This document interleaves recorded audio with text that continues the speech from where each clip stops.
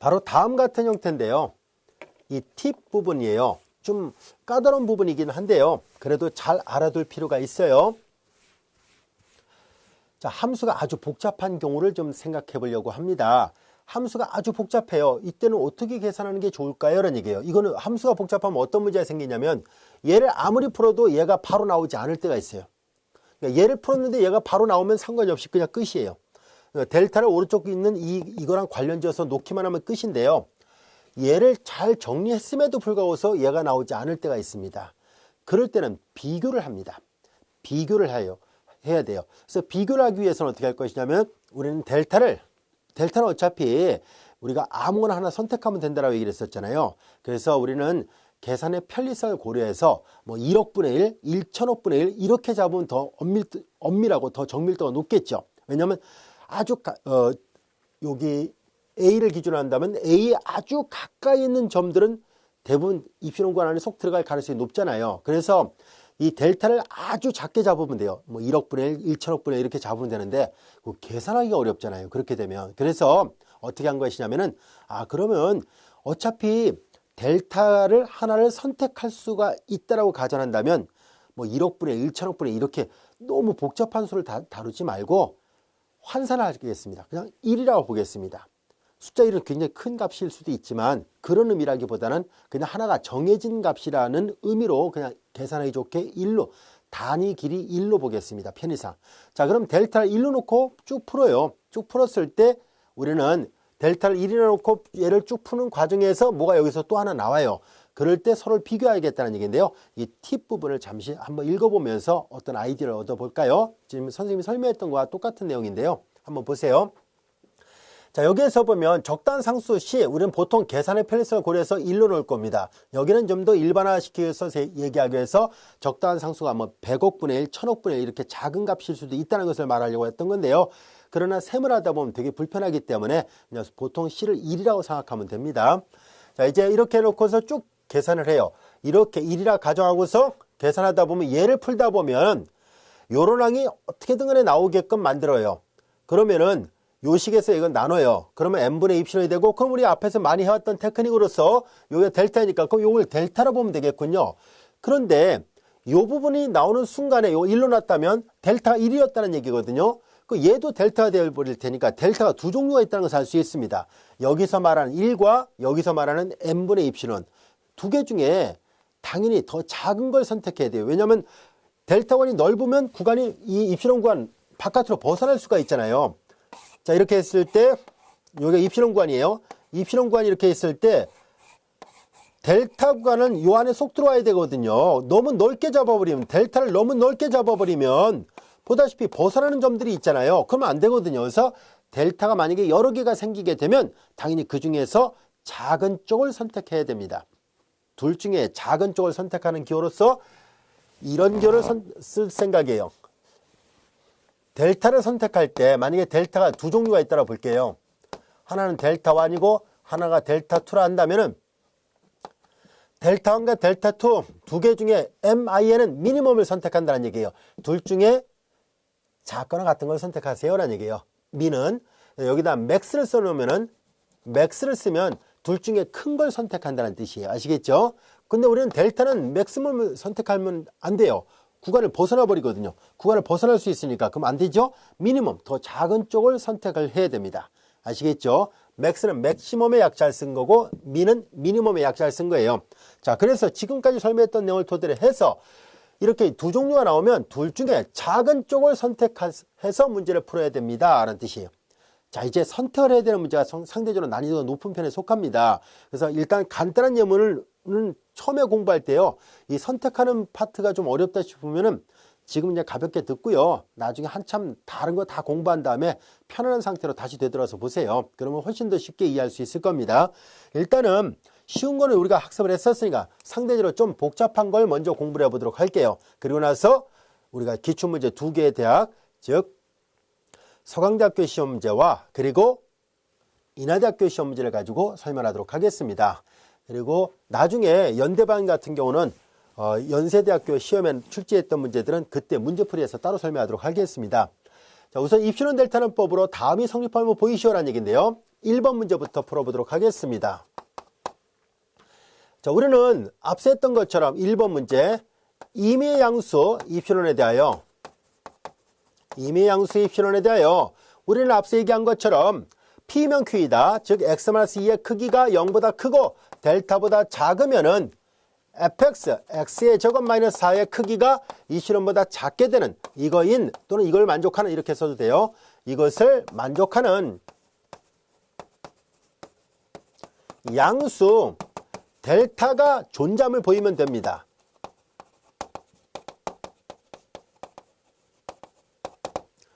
델타가 존재하는 것을 보이겠습니다 라는 얘기예요. 자, 앞에서 했던 이 두 예문처럼 오른쪽을 풀어서 왼쪽이 나오는지를 살펴보겠습니다. 그래서 오른쪽을 풀어볼 거예요. x의 제곱 마이너스 4의 크기, 얘를 풀어보니까 이거 인수분해 됐죠? x-2와 x 플러스 2의 곱으로 인수분해 됩니다. x-2와 x 플러스 2의 곱으로 인수분해 되고 곱에 관한 절대값은 각각의 절대값의 곱과 같죠? 이렇게 되네요.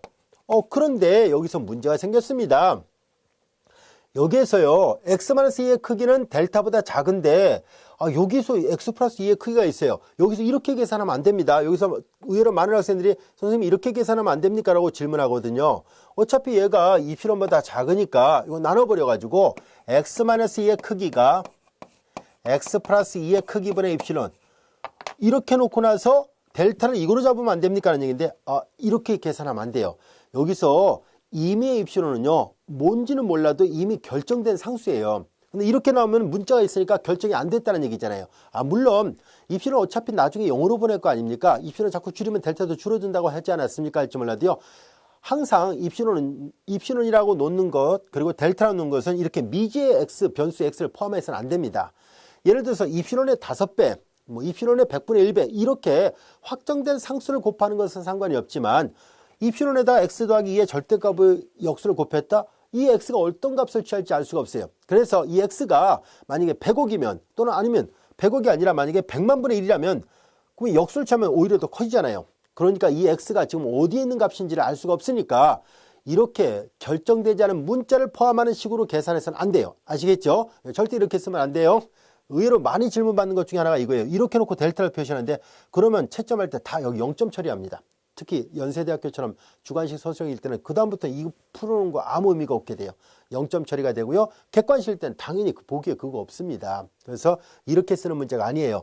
자, 그래서 우리는 어떻게 해야 되냐면 이런 문제가 바로 조금 전에 얘기했던 것처럼 여기가 앞에서 다뤘던 문제랑 차이점이 뭘까요? 앞에서 다뤘던 문제하고 차이점은 뭐냐면 얘는 확정된 상수가 나왔다는 것, 그런데 얘는 확정되지 않은 변수 x를 갖고 있다는 것, 이게 바로 차이점입니다. 여기가 확정된 숫자가 나와줘야 이제 이게 넘기고 비교를 할 수 있어요. 이렇게 놓을 수 있습니다.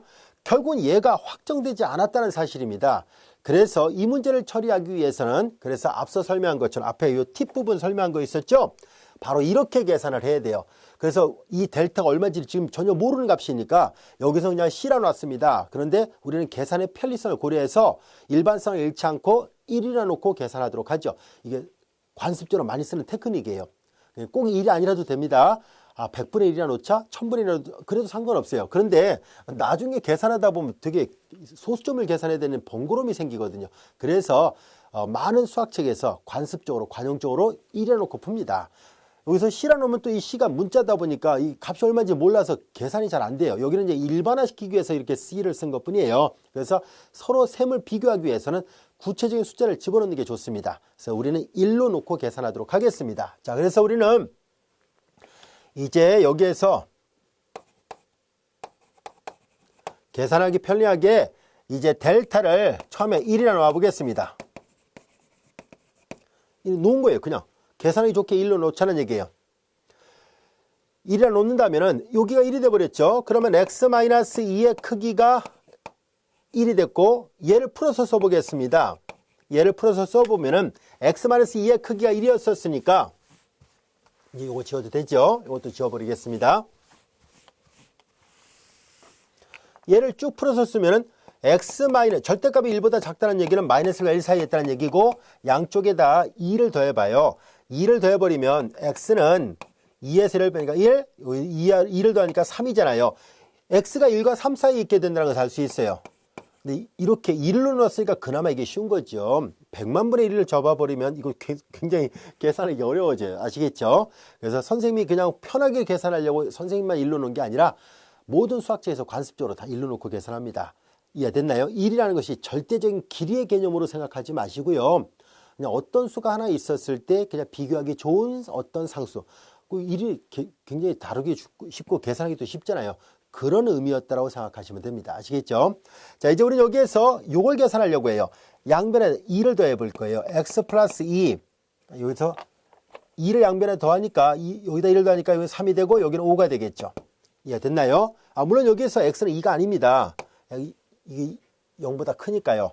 하지만 이제 우리는 이 델타만 좀 신경 쓸 생각이에요. 그래서 여기다 굳이 뭐 안 써도 됩니다. 그래서 우리는 x 플러스 2가 5보다 작다는 거, 이 부등식을 이제 관심 있게 살펴보려고 해요. 자, 이제 따라서 이걸 다시 써보겠습니다.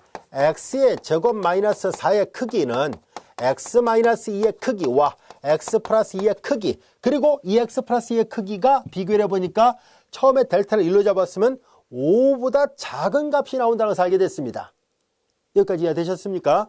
그래서 여기가 수치화될 수 있다는 것을 알게 됐어요. 그래서 5보다 작잖아요. 여기는 양수니까 절대값이 있으나 없으나 똑같아요. 그래서 결과적으로 x-2의 크기 옆에 5인데 5는 숫자니까 앞에다 씁시다. 자, 이와 같이 쓸 수 있다는 것을 알게 됐습니다. 여기까지 이해됐죠?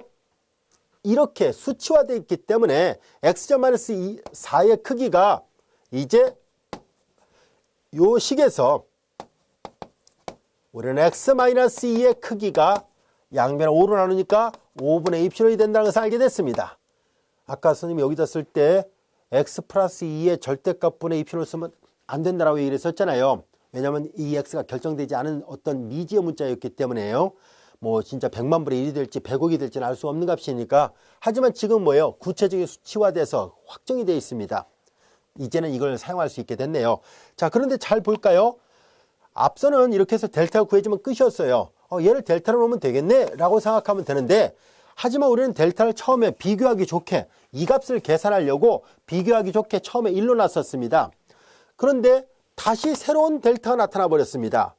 x-2의 크기가 델타보다 작을 때 델타가 결과적으로 델타를 1로 놓고 계산하니까 얘가 처리가 됐는데, 전체적으로 보니까 또 다른 델타 역할을 하는 게 하나 더 생겼다는 것을 알게 됐어요. 그러니까 이 1이라는 숫자가 5분의 입실론보다 더 작은지 아니면 5분의 입실론이라는 숫자가 1보다 더 작은지는 아직 알 수 없잖아요. 입실론 값을 모르니까. 그래서 서로를 비교하겠다는 뜻입니다. 자, 그래서 우리는 이런 문제는 반드시 선택형으로 이렇게 표현을 해야 돼요. 이 둘 중에 하나를 선택하면 됩니다 라는 뜻이에요. 그래서 주관식 서술형도 이것으로 놓으면 충분하다 라고 쓰면 됩니다. 여기까지 이해됐습니까? 자, 이제 델타는 이렇게 놓으면 되는구나 라는 것을 알게 됐습니다. 자, 여기에서 여러분들이 만약에 이걸 그러면 2분의 1로 놓으면 이거 달라지나요? 당연히 달라집니다. 네, 당연히 달라집니다. 그리고 여기를 5분의 입실론을 놓지 말고 혹시 10분의 입실, 2라고 10분의 입실론을 비교해도 됩니까? 하면 상관없습니다. 그렇게 놔도 됩니다. 대신 얘보다 큰 값하고 비교하면 안 됩니다. 5분의 입실론보다 더 큰 4분의 입실론, 2분의 입실론 그런 거랑 비교하면 안 돼요. 아시겠죠? 그러니까 요거보다 작은 5분의 입실론보다 작은 10분의 입실론, 100분의 입실론 그거랑 상관없지만 얘보다 더 큰 값 4분의 입실론 또는 10분의 입실론, 10분의 입실론 더 작죠. 뭐 2분의 입실론 이런 거는 안 돼요.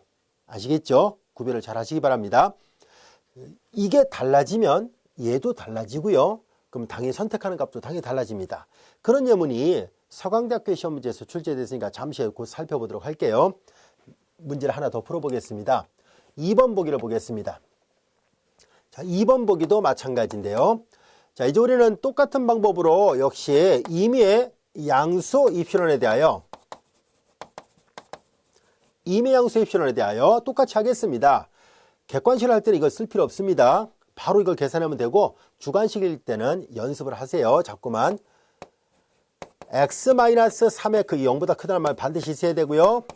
그 다음에 fx가 x 플러스 1분의 x 마이너스 1을 마이너스 2분의 1 이 값이 10보다 작아지게끔 돼야 됩니다.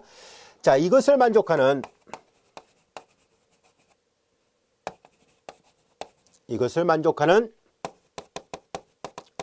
양수 델타가 존재함을 보이면 됩니다.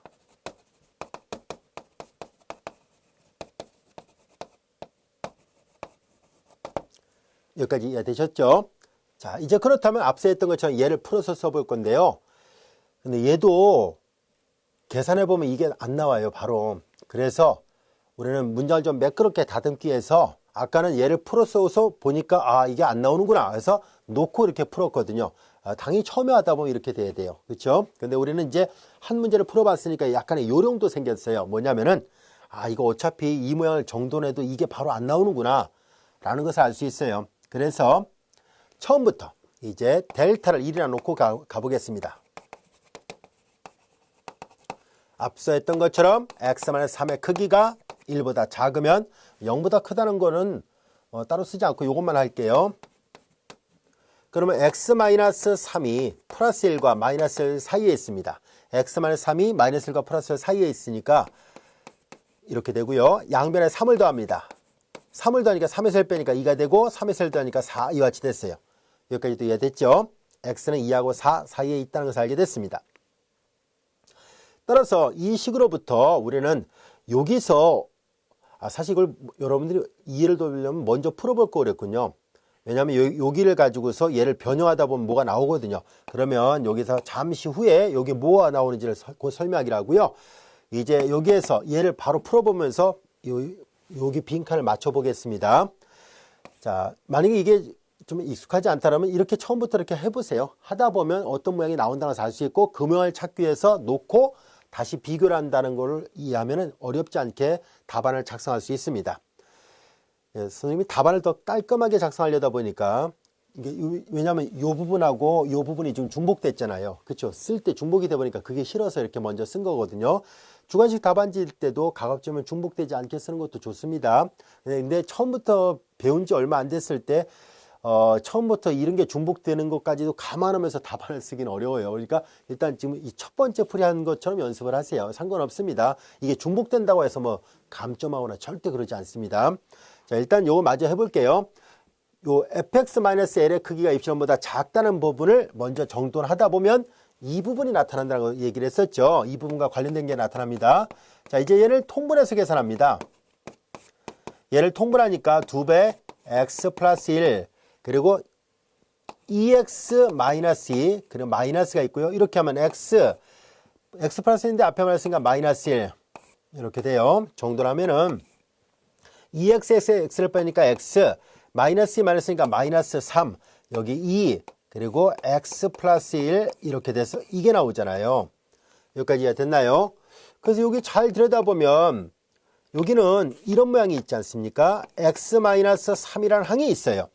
x-3이라는 항은 있는데 그것만 있는 건 아니었다는 것을 알 수 있어요. 그래서 여기는 보다시피 2분의 1도 있고요. 그리고 x 플러스 1의 역수의 절대값 이렇게 2분의 1 따로 떼어냅시다. 여기까지 이해 됐나요? 보통 2분의 1 앞에다 쓰니까 이 앞에다 써봅시다.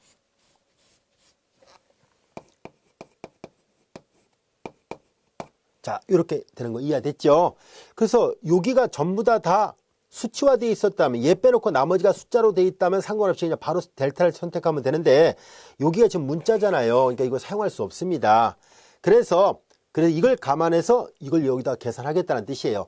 여기서 잘 보세요. 그러니까 요 식으로부터 x 더하기 1을 만들어요. x 더하기 1을 만드니까 양변에 1을 다 더하니까 3 x 플러스 1 5 1과 같이 되는군요. 여기까지 됐나요? 요 식으로부터 여기를 생각해 보도록 하죠. 여기까지 생각을 합시다. 자, 이제 역수를 취해야 되잖아요. 이 부동의 역수를 취해야 됩니다. 그래서 여기다 씁시다. 자, 이제 여기에서 우리는 x 플러스 1의 역수를 취할 거예요. x 플러스 1의 역수를 취하면은 요 식으로부터 2분의 1 여기서 부동호가 생깁니다. 2분의 1 그리고 x 마이너스 3의 절대값 그리고 x 플러스 1의 역수는 이거 역수를 취하면 부동호 방향이 반대가 되죠. 지금은 x 플러스 1이 3보다 크지만 x 플러스 1의 역수는 3분의 1보다 작게 됩니다. 그래서 여기가 3분의 1 여기 때문에 부동호가 생겼습니다. 이해됐죠? 왜냐면은 이제 여기다 한 번 더 쓰면은 이 식으로부터 여기다 써볼게요. x 플러스 1분의 1은 3분의 1보다 작거든요. 뒤집어 놓으면 작은 게 더 커지거든요. 역수를 취하면은 큰 게 더 작아지고 이와 같이 돼요. 그래서 x 플러스 1분의 1은 3분의 1보다 작아요. 이 자체의 값은 이거는 5분의 1보다 크고요. 왼쪽은 5분의 1보다 크니까 굳이 뭐 절대가 필요가 없게 됐어요. 절대값은 시우나 안 시우나 양수니까 똑같거든요. 그래서 이렇게 되고요. 이거 계산하니까 2, 3, 6분의 1 x-3 이렇게 돼요. 잘 보세요. 이게 나타났잖아요. x-3의 절대값이. 그래서 이제 오른쪽 끝은 입실론보다 작아야 되거든요. 그래서 여기가 입실론보다 작아야 됩니다. 따라서 이 식의 양면을 곱해버리니까 x-3의 절대값이 6입실론이 됐습니다. 그런데 x-3의 입실론은 우리 앞에서 확인해 본 결과 델타를 1로 놨으니까 여기 1이었잖아요. 근데 지금은 뭐예요? 지금 확인해 보니까 x-3의 절대값은 델타보다 작아야 되는데 여기는 델타가 또 6입실론이 나왔다는 것을 알 수 있습니다. 그래서 이렇게 되면 앞에서 여기 설명한 것처럼 선택을 해야 된다는 것을 알 수 있습니다. 그래서 이 문제는 여기다 선택을 해야 돼요. 따라서 델타는 앞서 한 것처럼 미니멈으로 선택합니다. 1과 6입실론 중에서 둘 중에 작은 쪽을 선택하면 충분하다는 것을 알 수 있습니다.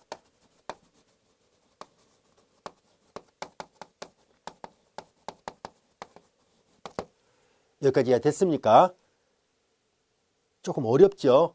자, 그런데 많이 하다 보면요, 이거 익숙해집니다. 선생님도 사실 학창시절에 이거 되게 어려웠었어요. 입실론 델타는 법을 배우는데 되게 이해가 잘 안 가고 막 그랬었는데요. 많이 하다 보니까 자연스럽게 익숙해집니다. 그래서 코시의 생각이 처음에 와닿지 않았었는데요. 자꾸 들여다보고 여러 유형의 문제를 반복적으로 풀다 보면 자연스럽게 여러분들도 이 문제를 해결할 수 있을 겁니다. 연대를 지원하는 학생들은 반드시 자세하게 잘 공부를 해 두시기 바랍니다.